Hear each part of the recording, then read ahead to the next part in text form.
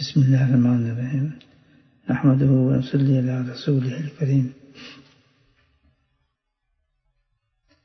نبی کریم صلی اللہ علیہ وسلم ایسے لوگوں کا لحاظ فرماتے ہوئے باتقلب تھوڑا تھوڑا کھاتے ہی رہتے اور سب سے آخر میں آپ ہی اٹھتے۔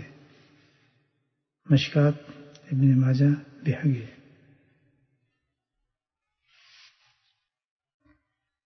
کھانا کھانے وقت نظر سامنے رہنی چاہیے، کوئی کسی کے لقمے پر نظر نہ اٹھائے۔ یہ عادت نہایت ناپسندہ اور قابل نفرت ہے۔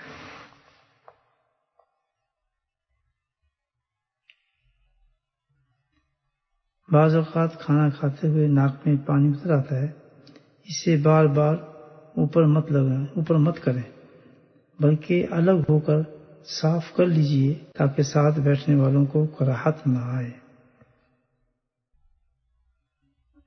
صحت و تندرستی کا تقاضا ہے کہ کھانا کم کھایا جائے۔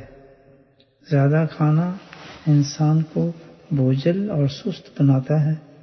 آپ نبی کا ارشاد ہے کہ زائد کھا پی کر دل کو مردہ نہ کرو، اس لیے کہ دل مردہ ہو جاتا ہے جیسا کہ کھیتی جب اس پر پانی کا غلبہ ہو جائے۔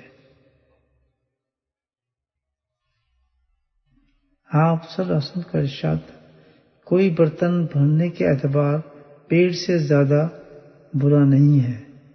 ترمذی و نسائی۔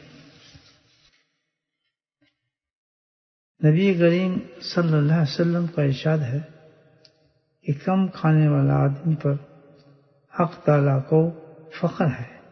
اس فخر کا اظہار وہ فرشتوں سے ان الفاظ میں کرتے ہیں کہ دیکھو اس مرد حق کو کہ میں نے اسے خوش خورد و نوش میں مبتلا کیا، یعنی اچھے کھانے اور اچھے پینے میں مبتلا کیا۔